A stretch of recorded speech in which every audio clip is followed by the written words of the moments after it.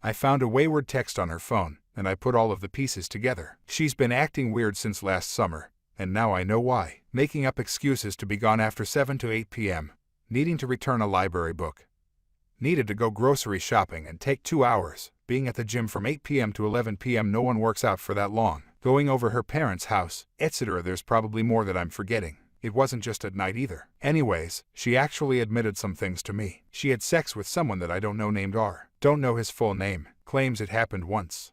Sure. I have no idea who this person could be. She's never dated anyone whose name starts with an R that I'm aware of. It's driving me crazy, but I guess it doesn't matter at the end. Her reasonings were brutal. Not enough sex, affection, and intimacy for me. I'm not a touchy-feely person, so she cheats. Bored with her life, marriage, and motherhood. Don't get that one at all. She has an amazing life. I don't make her come ever, apparently. I don't listen to her when she tells me what she wants in bed. Bad sex life. Makes me feel terrific. BTW. I don't know. Not enough reasons to cheat. IMO. I would never cheat on her. I've never even thought about it, except maybe a random time with a coworker nothing happened, even though it could have. Now I guess I won't turn down sex from coworkers and acquaintances. I won't have any chance with the girls that I want sex with because they're all terrified of my wife. Genuinely terrified. They've told me so. This was just a vent, so I'm rambling. Not sure if I can move past this, but we have 2 young kids together.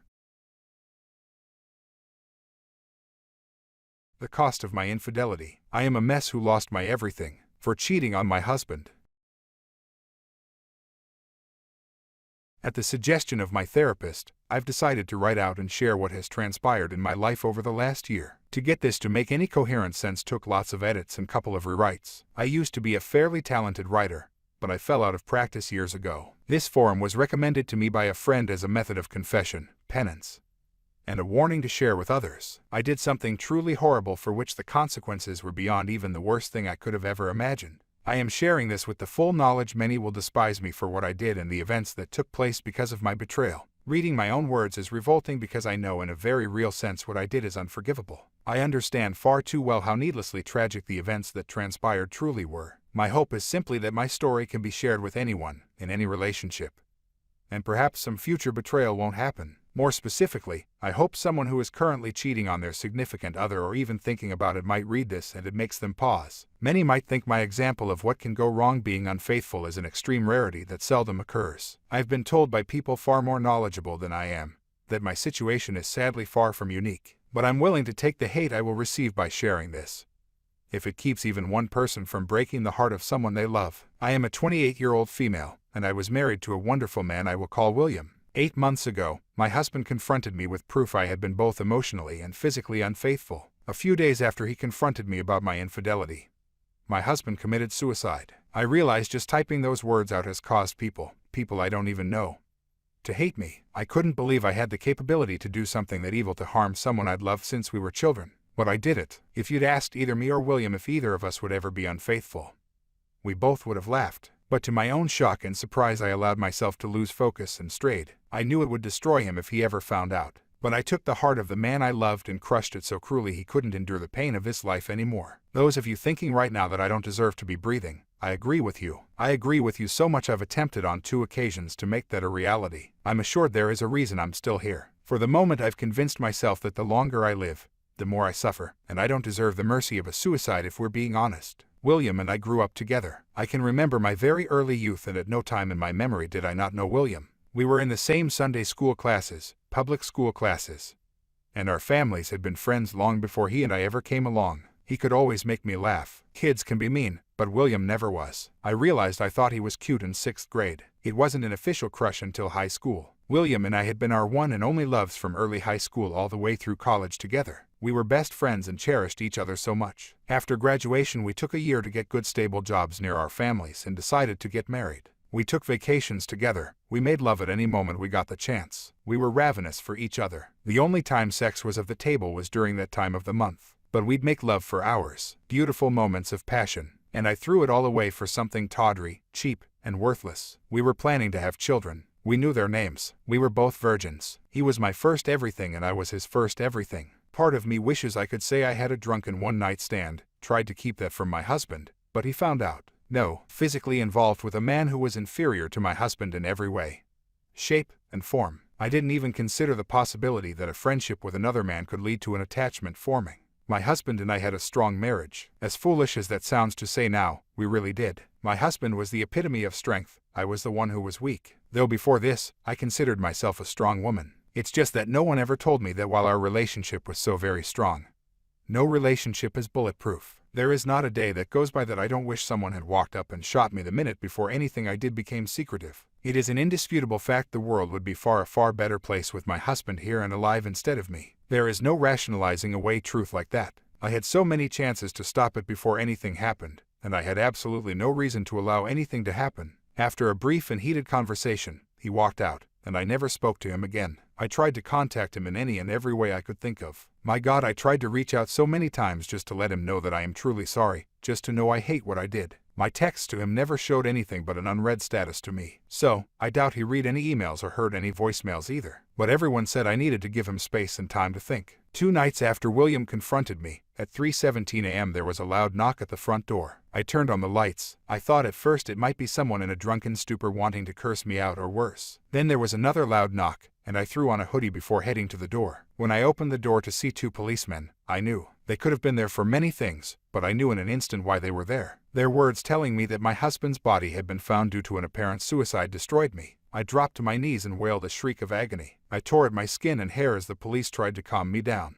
By the time the EMTs got there, I was sitting on the steps rocking back and forth repeating that I was so sorry. Yeah, there was no way I was making it to the funeral even if William's family had allowed any of my family to attend. I was kept sedated for days. The first thing I wanted to do when I got out was visit William's grave. But nobody knew where his parents had him buried. They had every right, but that cut deeply. And I tried to cut deeply that night when I tried to take my life for the first time. I've now been hospitalized now twice for attempted suicide. Not asking for pity, in fact I don't want it. Nothing can take this heartache away, and nothing can even numb it. Part of me wishes I had somehow forced him to see me just for a mere moment to tell him how sorry I am and that I knew our marriage was over. But I didn't get that. No, I didn't deserve it. And I have to face the fact that what I did was in fact so vile that making my husband see me might have forced him to take his life even sooner. Many people have said to me my actions were what led him to take his life. I don't think there is any doubt. Until that horrible day he'd been so unbelievably happy.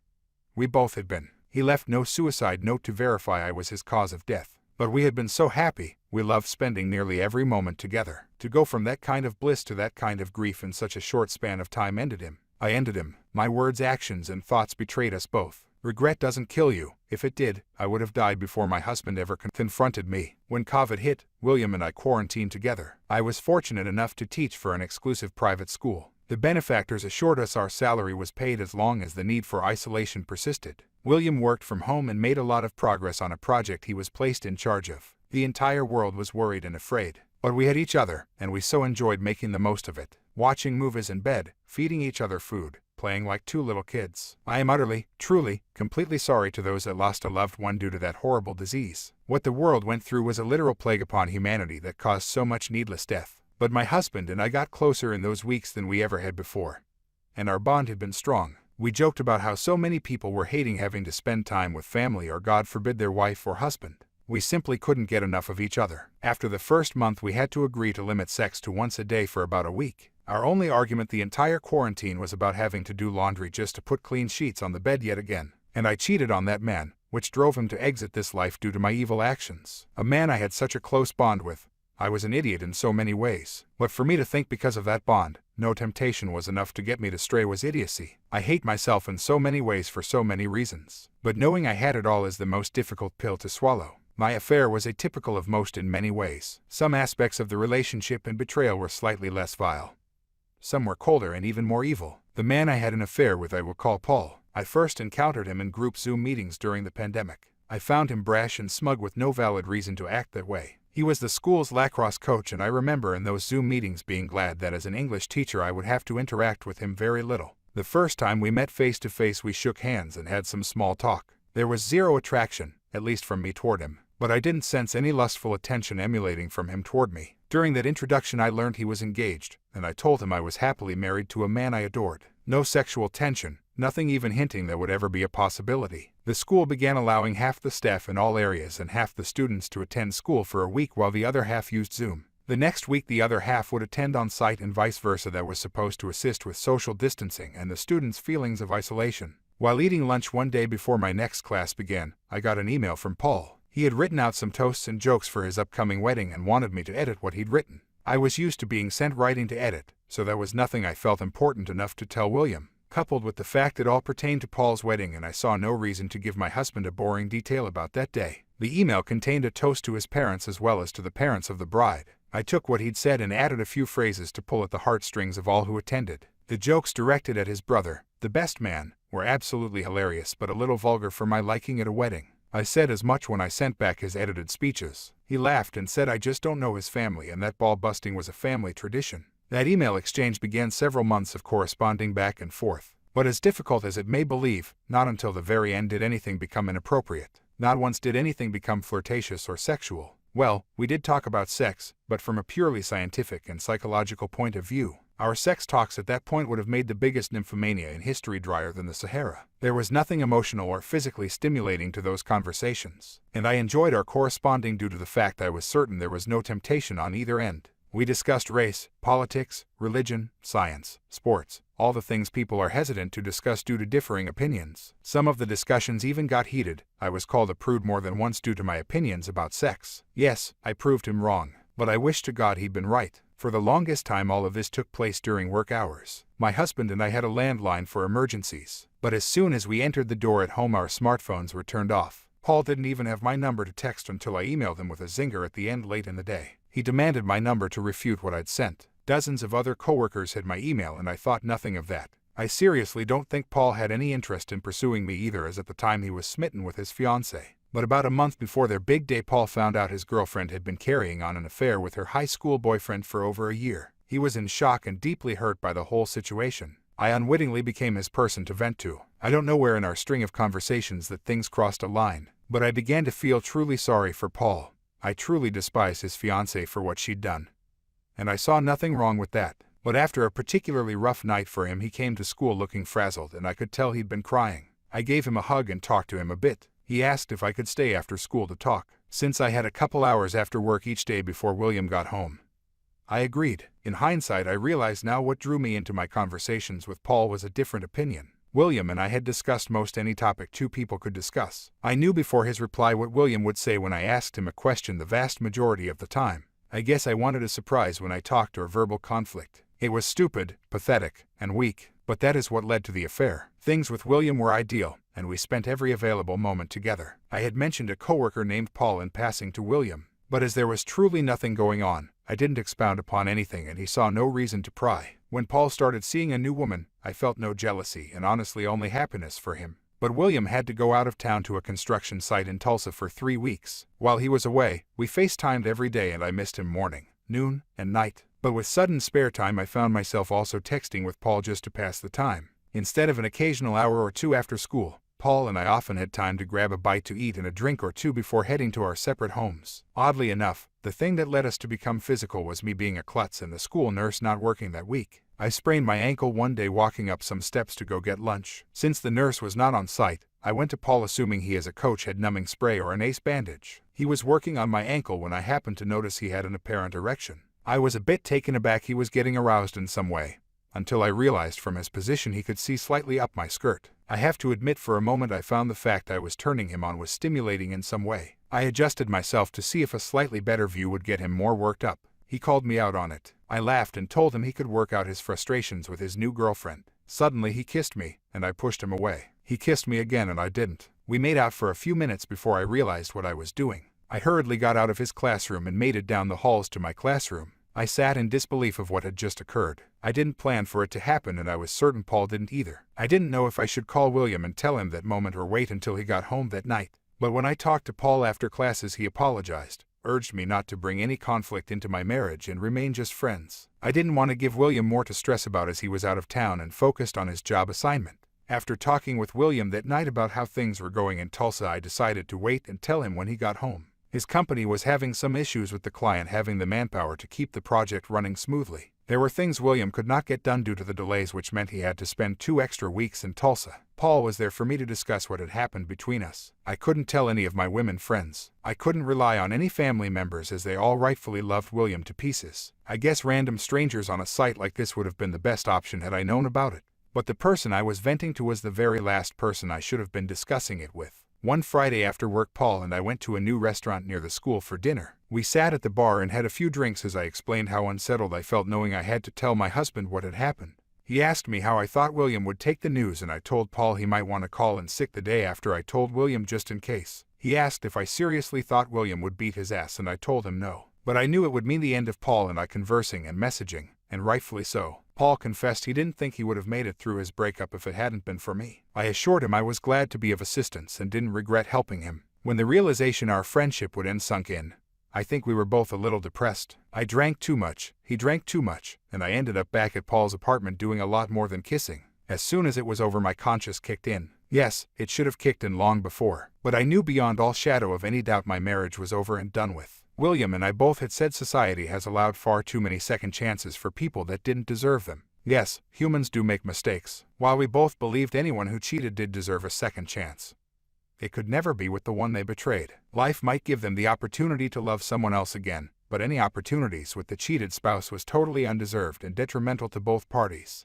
Things got very complicated when William arrived home from Tulsa. I happened to be having my period, so I knew there would be no intimacy between us. Thankfully, not in a million years would I have subjected my husband to any diseases. Regardless of how much I wanted to make love to William one last time, I couldn't allow that to happen. I wrote out a long letter to William confessing what I'd done and planned to give it to him after a face-to-face confession. To this day, I don't know what happened for William to discover what was going on. For all I know, he had been monitoring my online conversation with Paul from day one. I never got to ask him how he discovered my betrayal, and the realization he'd learned what I'd done before I had the chance to tell him caused me to fall to my knees and swear I planned to tell him. William didn't believe that, and I wouldn't have either. He had a stack of the texts between Paul and I printed out. Though I didn't deny any of what he accused me of, that honesty came far too late. He packed a few things in a suitcase and left me on a Monday evening. Wednesday night he drove to a shopping center, parked his car, and took his own life. To know I had destroyed our relationship was torture to my soul like I'd never known. To know I'd even robbed him of a chance to find someone else to be happy with ruined me. The realization I didn't just end my relationship with William but every relationship he'd had or would have caused more guilt than I could ever express. I could go into all the things that have happened since William passed away, but a lot of it would be details far too many wouldn't truly care about.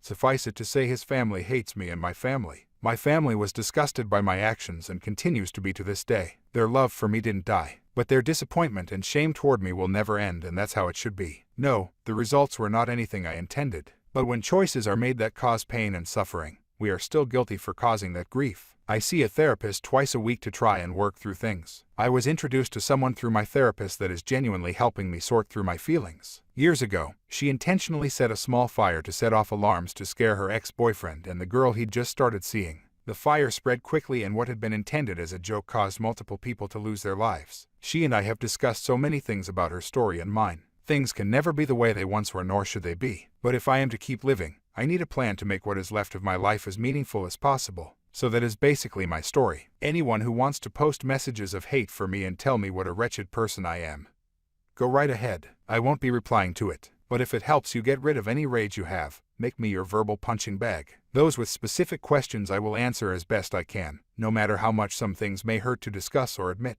For those that read this who have been cheated on, yes, many of you may have been intentionally betrayed. But those who had a significant other who was just as perplexed why they cheated as you were, listen to my story. It doesn't make one damn thing I did right, just the opposite. But if it helps you to understand that you did little to nothing to cause the infidelity, so be it. Those unrepentant cheaters, I hope you do read my cautionary tale and know that you have the ability to destroy. You won't just be destroying someone else. You will be destroying your relationship with many people and a huge part of yourself. I realize I have no room to preach to or judge anyone except myself. I just don't want anyone to find their William and lose them. I don't want anyone to sink to the depths I did or cause the pain and sorrow I did. And most of all, I want all the people who have great relationships to cherish it and never take it for granted. As humans, we are not immune to being able to be swayed under the wrong conditions and series of events. When we love someone, we carry part of their soul around with us. Just one betrayal makes it impossible for that person to hold that piece of you again. I had my husband's heart in my hands, and I now deserve the fact I will never again hold his heart.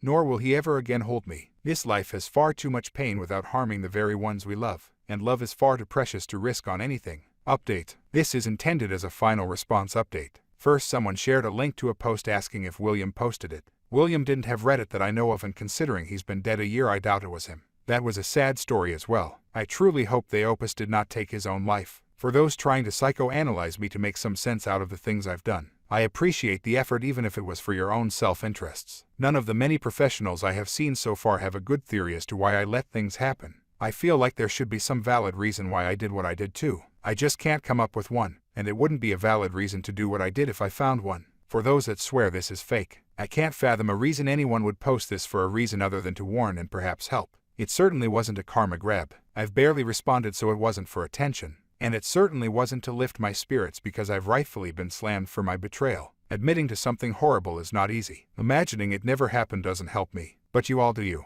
I do not keep in contact with Paul and have not heard from him since before William committed suicide. The only things I know about him are second-hand from people I worked with. I have no interest in being with Paul or having him in my life in any way. So those thinking I plan my vile actions to ride off into the sunset with a first-year lacrosse coach, no. Bless you all. I won't be commenting anymore, but I'll leave the post up as a resource in case someone needs it in the future. Bless you all. May you have stellar lives full of happiness, but most of all peace.